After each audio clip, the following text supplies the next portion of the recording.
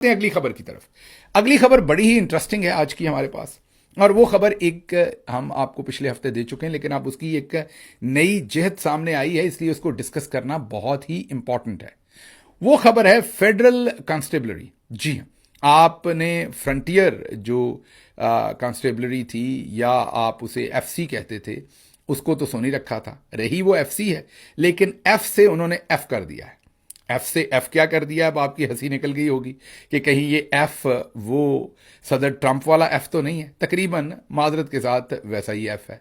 तो F C जो frontier constabulary थी, उस एफ को अब इन्होंने एफ करते हुए फेडरल कांस्टेबलरी बना दी। अब आप सोचेंगे कि ये क्या हुआ। ये हुआ इसलिए है कि जब चौधरी साहब लोगों को उठाते हैं तो खुद नहीं जाते।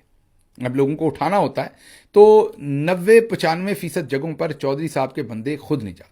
ओके, खुद जाएं तो आगे से पब्लिक जो है वो रिएक्ट कर सकती है, कोई नाखुशगवार वाकया हो सकता है। चौधरी साहब की जो सबसे बड़ी कमजोरी है वो ये है कि अगर उनका नकाब उतर जाए, वैसे तो इन 2-3 सालों में हर चीज पर नकाब उतर गया और उनको अब इतनी परेशानी नहीं, लेकिन इससे पहले उनकी जो पूरी कोशिश होती थी वो ये होती थी कि हम सब कुछ करें लेकिन बिहाइंड द कर्टन, नीचे नीचे रहते हुए, सरफेस ना हो, छुप छुपा के सारा काम डाल दें, ताकि अवाम को पता ना चले कि असल ताकत किसके पास है और असल कार्रवाई कौन कर रहा है। बुरे सियासतदान बने, ब्यूरोक्रेट बने, पुलिस वाले बने, मौलवी बने, एक्टर बने, क्रिकेटर बने, वो सब बुरे बने, लेकिन हम अच्छे हैं क्योंकि हम नजर ही नहीं आ रहे, हम इनविजिबल रहें।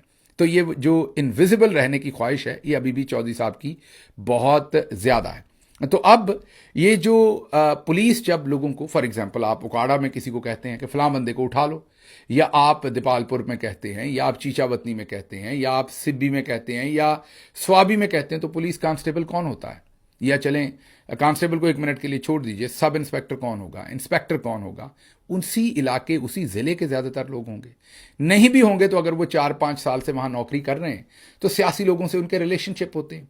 तो जैसे ही ऊपर से ऑर्डर आता है कि फलां एमपीए के कैंडिडेट, फलां एमएनए के कैंडिडेट, या एमएनए या एमपीए या काउंसलर को उठा लें, तो वो सब इंस्पेक्टर जो है वो खुद ही फोन करके बता देता है, हमें हुक्म आया, आगे पीछे हो जाए।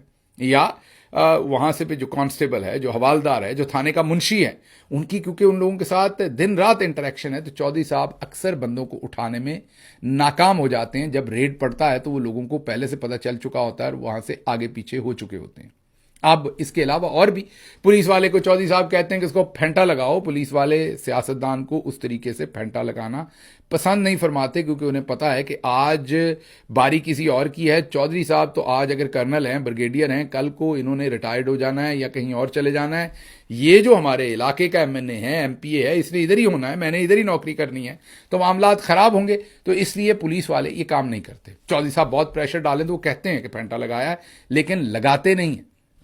इसलिए इन तमाम चीजों को अब कंट्रोल करने के लिए चौधरी साहब ने एक सेंट्रलाइज फोर्स बनाई है। ये एक पैरामिलिट्री टाइप फोर्स होगी, ये जिसको फ्रंटियर कांस्टेबलरी कह रहे हैं। ये पहले सूबे के तकरीबन कंट्रोल में थी, फ्रंटियर के, अब इसको फेडरल कंट्रोल में दे दिया है। इसका अगला काम यह है कि ये पूरे मुल्क में बगैर किसी सूबाई हुकूमत के पूछे, कंट्रोल किए हुए डायरेक्टली कार्रवाई कर सकेगी। कार्रवाइयां किस तरह की कर सकेगी? ये इंटरनल सिक्योरिटी के ऊपर काम कर सकेगी। इंटरनल सिक्योरिटी में तो जिसको मर्जी चुक लो, इसको मर्जी सिक्योरिटी के लिए खतरा करार दे के इसको भेजो और उठा लो, क्योंकि इसका जो आईजी होगा या आईजी टाइप जो इसकी पोजीशन होगी, इसका जो चीफ होगा, उसको फेडरल गवर्नमेंट डायरेक्ट लगाएगी।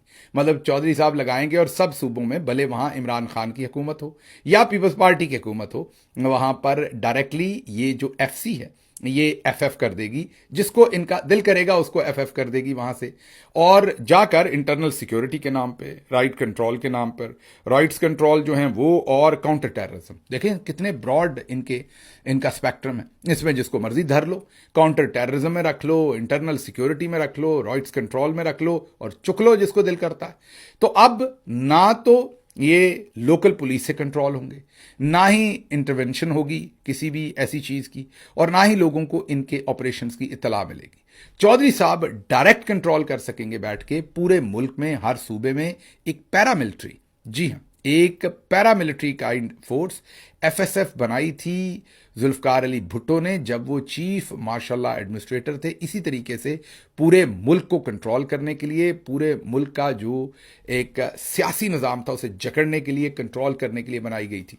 बिल्कुल उसी तरीके से ये की गई है, वेग मैंडेट है और इसको इस्तेमाल किया जाएगा सबसे ज़्यादा पीटीआई की रैलीज, प्रोटेस्ट, सिट-इन्स और पीटीआई के लोगों को पकड़ने के लिए, डराने के लिए, ह्यूमिलिएट करने के लिए, उनकी चादर चार दीवारी पामाल करने के लिए।